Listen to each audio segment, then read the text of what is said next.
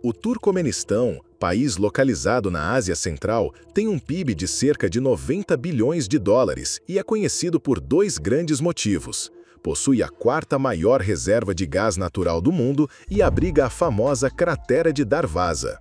Mas, além disso, é também uma das ditaduras mais repressivas do planeta.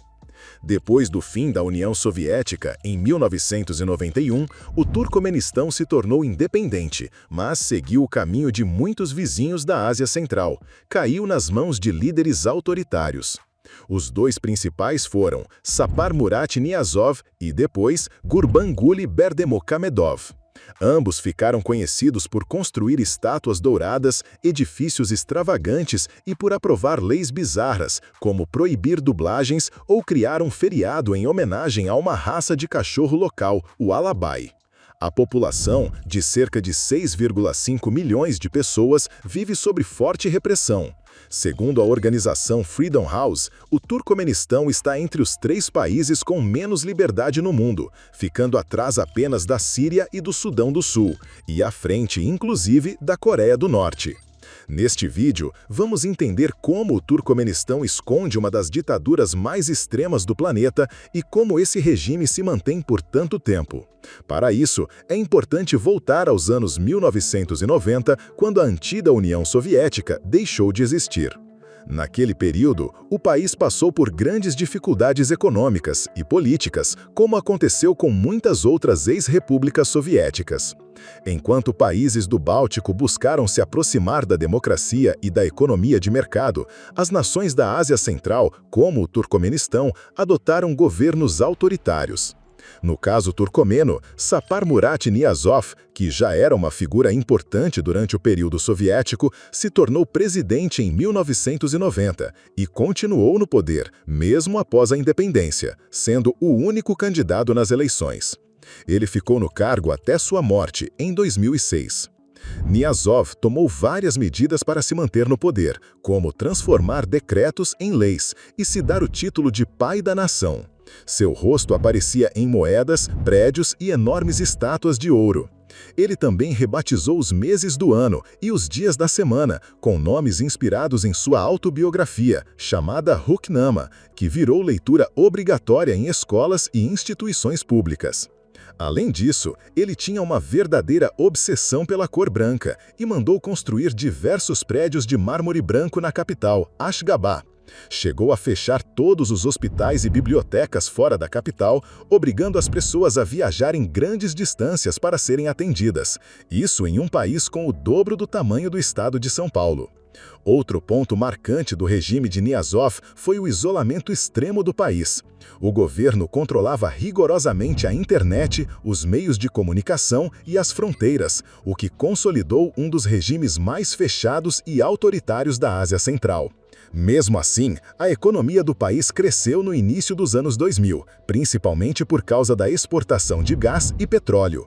O Turcomenistão tem algumas das maiores reservas de combustíveis fósseis do planeta, incluindo cerca de 10% do gás natural disponível no mundo. Isso impulsionou o crescimento econômico por mais de 25 anos, com o PIB chegando a crescer mais de 7% ao ano. Em 1999, por exemplo, o crescimento foi de impressionantes 16,5%. Diante disso, fica a pergunta: como um país tão rico em recursos pode ter se tornado uma das ditaduras mais insanas do mundo? Mesmo com tanto dinheiro entrando no país, a população ainda enfrenta muitos problemas. O deserto de Karakum cobre 80% do território, o que dificulta o desenvolvimento. E apesar das riquezas, a infraestrutura e a qualidade de vida continuam muito precárias. Segundo o Banco Mundial, mais da metade da população vive com renda abaixo da média do país. O principal motivo disso é o uso ineficiente dos recursos. O governo gasta com projetos extravagantes e deixa de investir no bem-estar da população. Além disso, a corrupção e a falta de diversidade na economia limitam o desenvolvimento.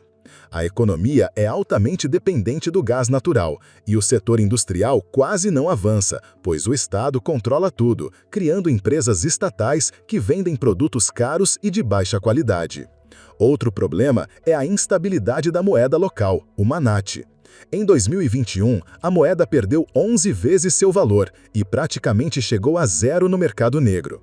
Isso mostra a fragilidade do sistema econômico e a falta de confiança da população na política monetária do país. Embora o mercado negro seja considerado ilegal em boa parte do mundo, para um regime fechado como o turcomeno, analisar o comportamento da moeda nesse mercado é uma forma de avaliar o real valor do manate, já que o governo não consegue agir diretamente nesse tipo de economia. Em 2015, a moeda foi fixada pelo governo em 3,5 manate por dólar e manteve-se nessa política por um bom tempo, algo prejudicial para a nação, pois passou a sustentar uma taxa de câmbio artificial que não refletia o verdadeiro valor da moeda. Essa situação ajuda a explicar por que o governo turcomeno subsidia os preços dos alimentos nos supermercados, para manter o equilíbrio e a acessibilidade para a população. Do ponto de vista político, a principal manobra realizada pelo Turcomenistão para disfarçar seu regime e conseguir vender seu gás para outras nações tem sido o status de neutralidade do país, reconhecido pela ONU há quase 30 anos. Essa neutralidade foi planejada pelo governo como estratégia para posicionar o país no jogo político regional, apresentando-se como uma nação intermediadora de conflitos na região. Com isso, mesmo que o país não consiga de fato intermediar conflitos entre nações e grupos rivais na Ásia Central, ele tem sido bem-sucedido em evitar a atenção de organizações multilaterais e de segurança. Dessa forma, isola-se e evita choques políticos internacionais, conseguindo disfarçar o que acontece internamente perante o resto do mundo. No Turcomenistão, princípios defendidos por leis internacionais que preservam a integridade e a liberdade humana e que são assegurados por diversas entidades globais são deixados de lado quando o governo passa a caçar opositores e censurar os veículos de acesso à informação, isolando sua própria população do que acontece no mundo.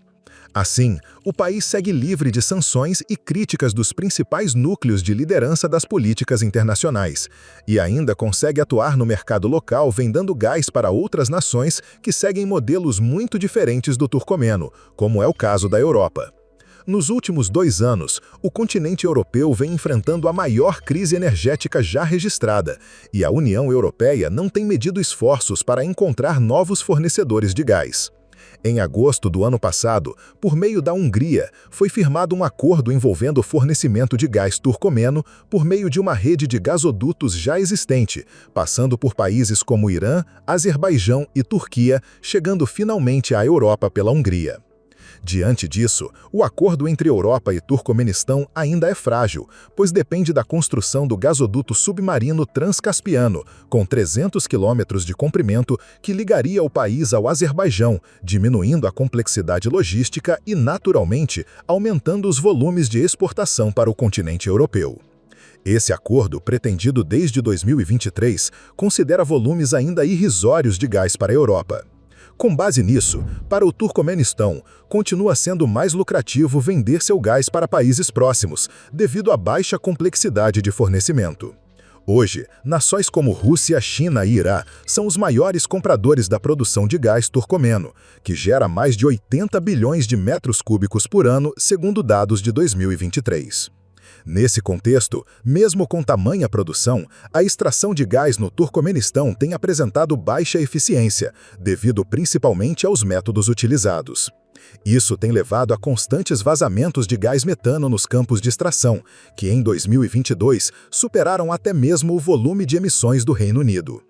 Com isso, o Turcomenistão se tornou exemplo clássico de como governos excêntricos e altamente intervencionistas, mesmo com grandes riquezas disponíveis, acabam minando a prosperidade da nação e impondo maiores dificuldades ao seu próprio povo. Tanto que, mesmo com a morte de Niyazov, seu sucessor Gurbanguly Berdimuhamedov manteve o regime autoritário e extravagante, baniu carros pretos, inaugurou uma estátua de 6 metros de um cachorro da raça Alabai, listado como patrimônio nacional, e ainda uma estátua de si mesmo montado em um cavalo. Além disso, ele pavimentou o caminho para seu filho Serdar Berdimuhamedov se tornar presidente em 2022, com uma vitória que englobou mais de 70% dos votos, prometendo dar continuidade à política externa do pai, o que indica a continuação do padrão de governo vivenciado no Turcomenistão desde o fim da União Soviética. Portanto, o Turcomenistão é um país extremamente rico em recursos naturais e um dos maiores exportadores mundiais de energia. Ainda assim, a insana ditadura produzida em solo turcomeno resultou em um dos regimes mais intervencionistas e autoritários do mundo que fecha as portas do desenvolvimento para sua própria população. Isso faz com que, popularmente, a nação seja apelidada de Coreia do Norte da Ásia Central. Caso a nação se liberte do autoritarismo e promova eficiência produtiva no setor de commodities, além da diversificação de sua economia, poderia absorver volumes de receita e investimentos suficientes para melhorar a condição de vida de seu povo e se tornar um país próspero no futuro. Muito obrigado a você que chegou até aqui. Se possível, comente abaixo qual o próximo tema que você gostaria de ver aqui no canal. Além disso, curta o vídeo, inscreva-se e compartilhe o conteúdo com seus amigos. Agradeço novamente pela audiência e até o próximo.